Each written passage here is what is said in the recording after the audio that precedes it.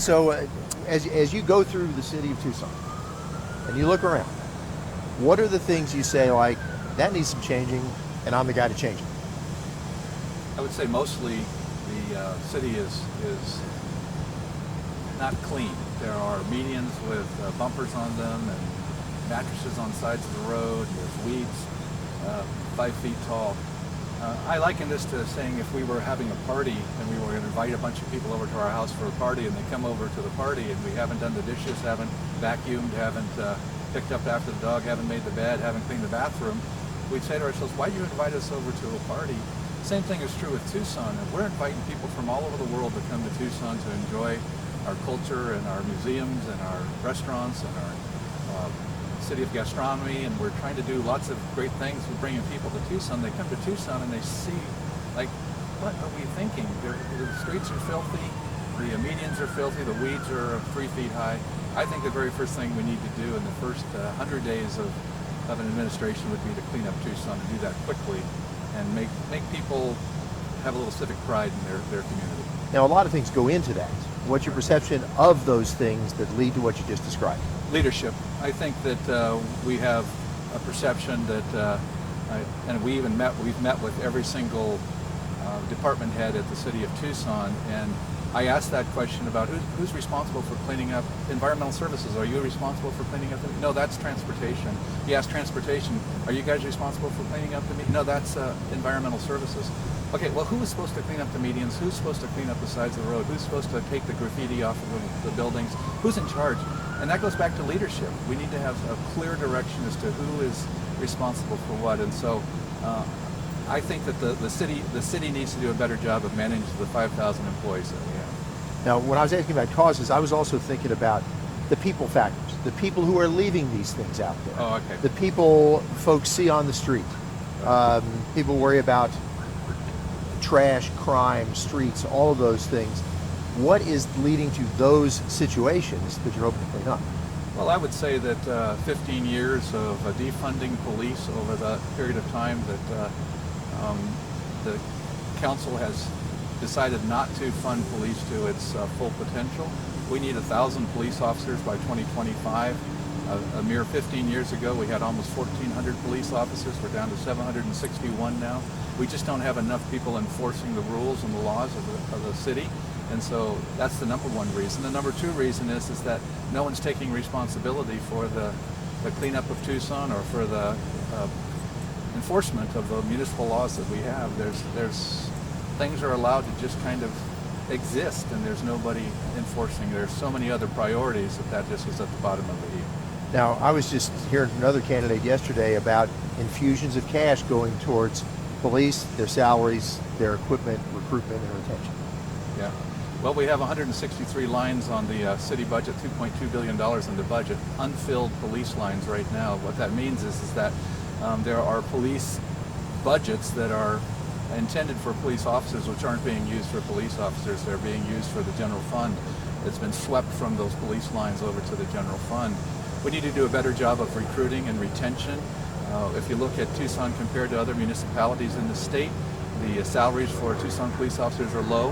The signing bonuses for Tucson police officers are low. Same thing is true of the folks that are in the fire department.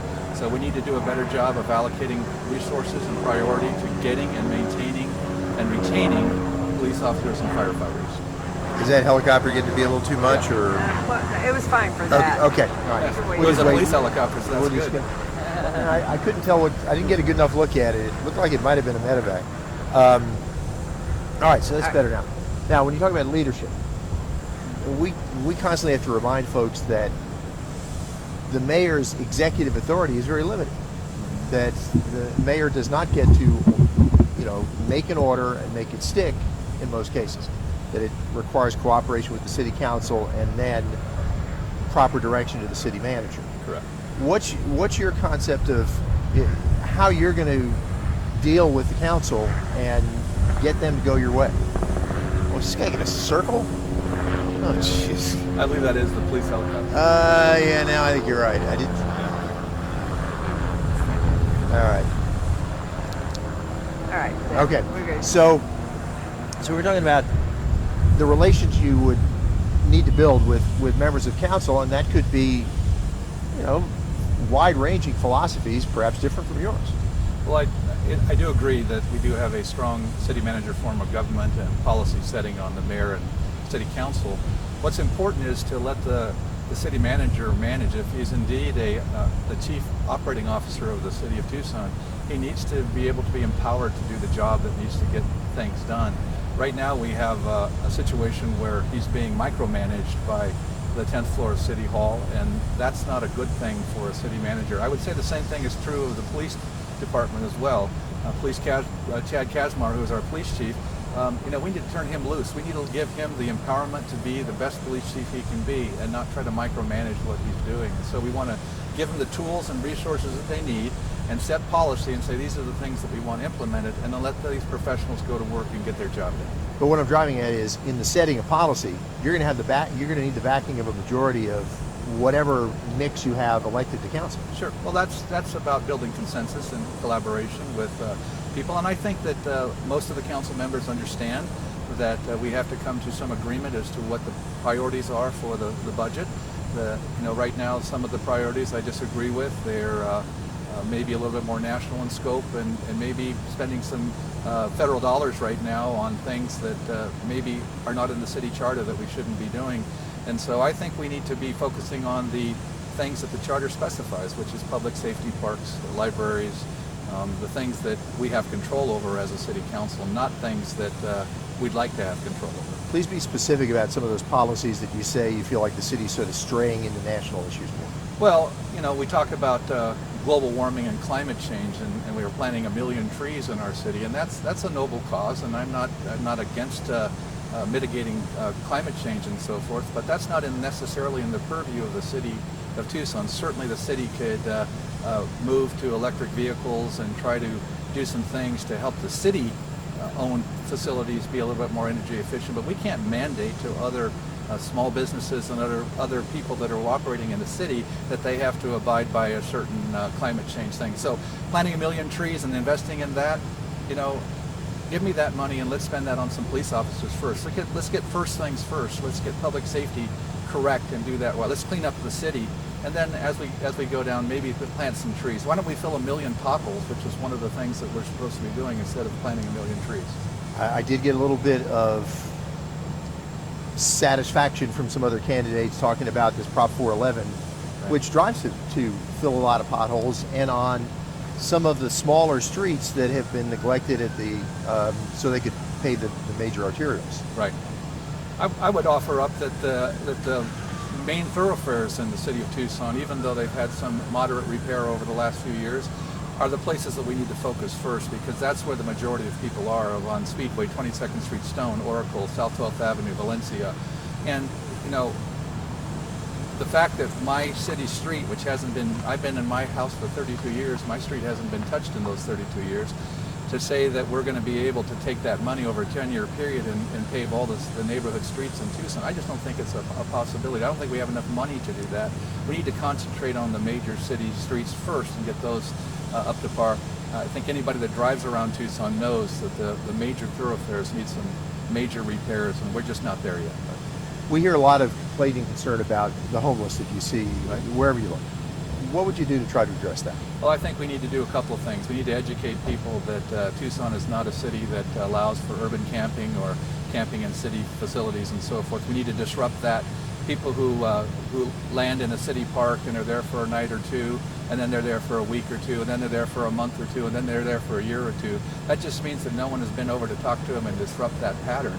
We need to move them into some care. We need to get them over to a Center for Opportunity. We need to give them some of the resources. There's millions of dollars that are flowing through the city of Tucson right now for immigrants and for people who are homeless in that situation. We need to move them out, so we need to disrupt that. We also need to enforce our laws. We can't just give a stand-down order and say don't issue any citations to people that are camping in the parks, because we're waiting for some message to come from on high that tells us whether or not our municipal laws are right or not. We have the municipal laws on the books. We need to enforce those laws, which means we need to empower the police department to go into those places and make sure that those people are not camping. So it's about disruption, education, enforcement, and adjudication. We need to those people that are breaking the law need to face the consequences of that. Now, the city's embraced that housing first model, which for the sake of people watching this interview, I'm going to explain is get people some housing, then address whatever factors like drug abuse or inability to rent or whatever, put them in a homeless state. What's your feeling about that concept? Well, the city boasts that they've put about 400 to 600 people in housing and that this is mitigating the problem. Well, that's about 10% of the issue that we have. Some people are estimating somewhere near 7,000 homeless people in Tucson. If you talk to people who are professionals in the business, such as the Lisa Chastain, say, from the Center for Opportunity, she totally disagrees with the concept of giving them a house first and then addressing the problems that they have, whether that be mental illness or a drug addiction or whatever reason that they're homeless. She says you've got to attack the homelessness from the perspective of mental illness and from fentanyl addiction or drug addiction first before you give them a house. If you just give them a house, all that's going to happen is that house is going to be trashed and it's going to be like the park that they're living in. They're just going to abuse it and misuse it until they figure out the direction of their life. So I am against the Housing First program.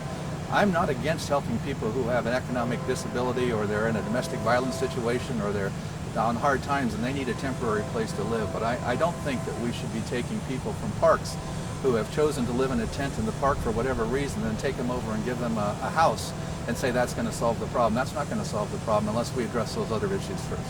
Now, in that answer, you just mentioned something else it's like a one-word question for this election: fentanyl. What's your plan? Again, I think that we need to take a look at the enforcement of that. We are many stories of police officers who find someone who's abusing fentanyl and they pick them up, they take them down, and the county attorney turns right around and lets them back out.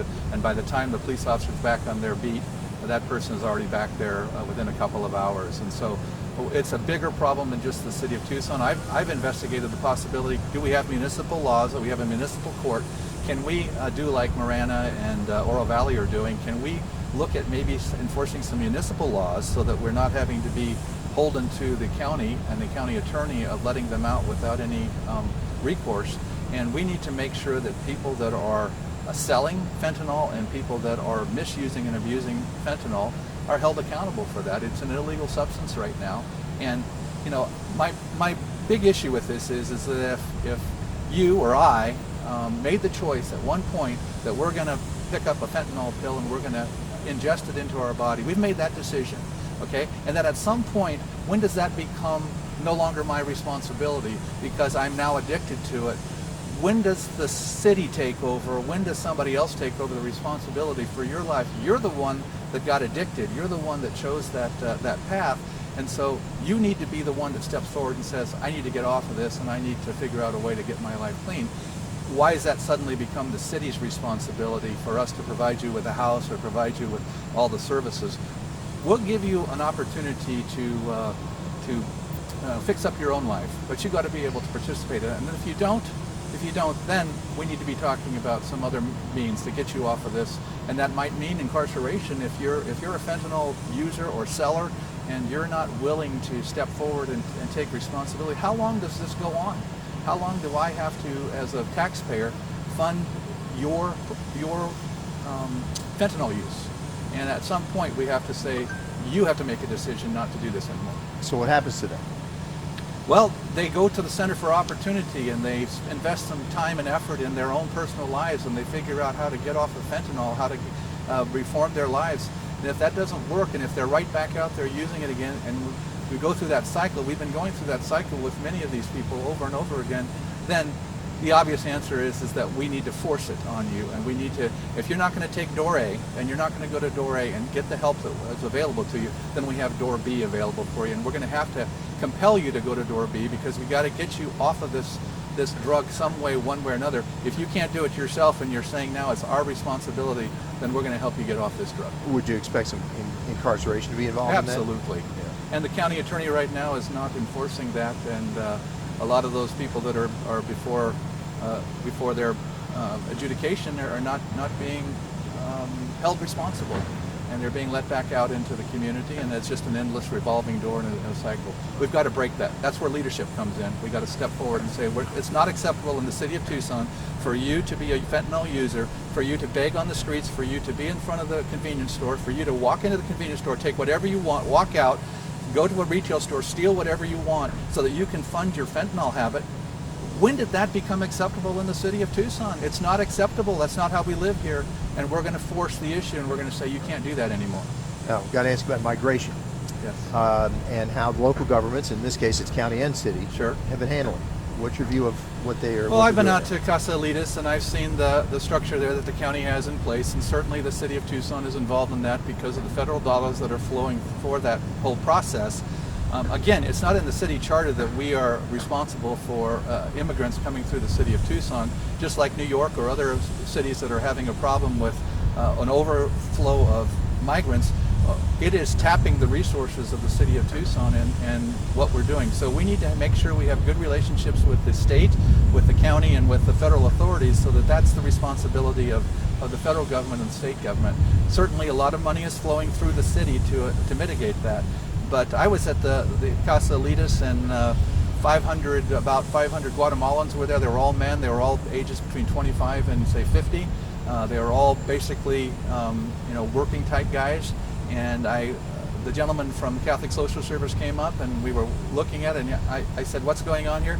Well, they come in, we give them a shower, we give them some clothes, we give them a bed to sleep in, we give them some food, we give them a bus ticket, and we said we're going to send them off, and in 2 weeks they got to report into their immigration officer, and then in a few short while they adjudicate their. And I turned to my campaign manager after the young man left, and I said, translation.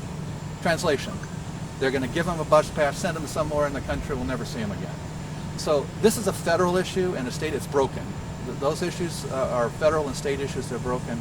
The city of Tucson is adversely affected because of the general fund money that is having to be used to take care of migrants. We have to do a better job to work with the state of Arizona and with our federal delegation to make sure that Tucson gets the help it needs to help move that migration issue forward. Now, both governments have said to us consistently that they're sticking with federal dollars. It's a federal responsibility. It shouldn't be dropped in their laps. But if they don't provide shelter, then people are just rattling around on the streets, and that's bad for everybody. What do you say to that argument?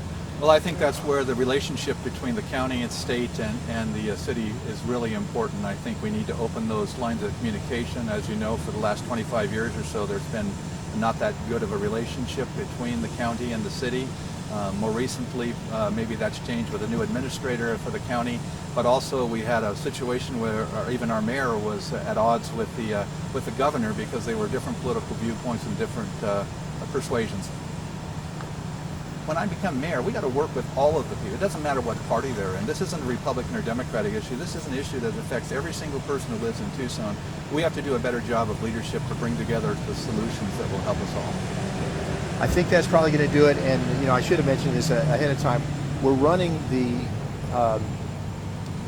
raw interview, just cutting off the move a little to your left kind of stuff. Okay. So folks, there's the things we can't squeeze in on air, people can still see.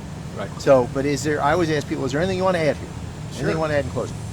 I think that politics over the last few years has brought out the worst in us. It has divided us on a national level, on a state level, and certainly on a local level. Politics has devolved into these camps which are at odds with one another. It's gotten more severe over the last 20 years that I've been observing this. I think that politics should bring out the best in us, and I think that the city of Tucson is a good example of 50 years ago when I was a young man living in Tucson. It wasn't like this. The city was clean, the city was safe, the city was hopeful, the city had visitors from all over the world to come here. And over the last decade or two, we've fallen into this trap of lawlessness and murders and fentanyl addiction and living in parks and so forth, and we're calling that acceptable. I just don't think that's the way Tucson should be, and I don't think that's what our leaders should be forcing on us. And so I believe that politics and politicians should bring out the best in us. I paraphrase what President John F. Kennedy says, ask not what your city can do for you, ask what you can do for your city. How do we figure out a way as a community of nonprofits, churches, of the University of Arizona, Pima College, all the places, even the big giant employers, how do we come together and together solve these problems and not leave them all at the doorstep of the city government? How do we say together as a community, what kind of a community do we want? How do we come together? That takes leadership. We've got to have somebody at the helm that's willing to pull those groups together to solve these problems so that for the betterment of our future, for the present, but also for the future. If this continues down this path, we're going to be another Portland or another San Diego or another San Francisco, and retail stores in the beautiful downtown that we have are going to be closing, and Park Place malls and those types of places are going to be closing, and we're going to have even a harder time bringing companies into Tucson that want to start a business here. So we've got to do everything we can to clean up Tucson, make it safer, make it cleaner, and make it more attractive to good paying jobs that people can survive here in Tucson. That's what I want to do. I want to provide the leadership to make that happen.